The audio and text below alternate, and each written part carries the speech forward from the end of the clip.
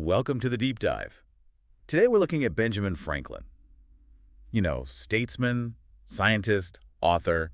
They called him the first American. Right, and maybe the most accomplished American of his age, but it's more than just the titles, isn't it? Exactly. We want to get past the usual summary. Yeah, really understand his methods. How did he achieve all this, and what can we, learn from him today? Okay, so let's start at the beginning because it's pretty wild. He was the 15th kid. His 15th child, yeah, of a candle maker in Boston, and he left school when he was only 10. 10 years old. So how do you go from that to becoming Benjamin Franklin? Well, it seems like sheer willpower. And reading, constantly reading anything he could get his hands on. He basically educated himself. And then the printing apprenticeship. At 12, with his older brother James. But the really fascinating bit, his first big writing success came when he was, 15? Yeah, writing as Silence Do Good. Pretending to be this opinionated, middle-aged widow. The letters were hugely popular. It really shows his early ingenuity and maybe a bit of rebellion. That confidence, though, it led him to Philadelphia, right? And he got into printing there. And got rich from it.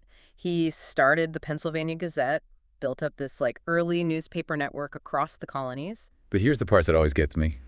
He retires at 42. Yeah, 1747, cashed out, essentially. Said he wanted to focus purely on science and public service projects. Which he definitely did. I mean, before the politics even ramped up, he was shaping Philadelphia. Absolutely. The Library Company of Philadelphia, the first lending library, he was key in getting the University of Pennsylvania going. And the first fire department. Union Fire Company, 1736, really practical civic improvements. Okay, and then the inventions. Everyone knows the lightning rod. Bifocals, too, the Franklin stove. But the key thing, his philosophy. He never patented them. Never. He believed inventions should be shared freely and generously. Quite a different mindset from today, maybe. Definitely.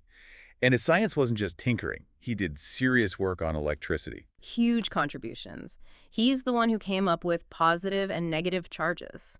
That basic language we still use. And he charted the Gulf Stream. Charted it and named it. I mean, think about that, mapping ocean currents back then. It's remarkable. So you have the printer, the civic leader, the scientist, the inventor, and then the statesman. And in politics, he's unique. The only person to sign all three core documents. The Declaration of Independence. The Treaty of Paris, ending the revolution. And the U.S. Constitution. Just incredible. So the big question. Yeah. How did one person do all this? Yeah. What was his system? Well, a big part was this constant focus on self-improvement, his famous 13 virtues. Like order, frugality, industry. Right.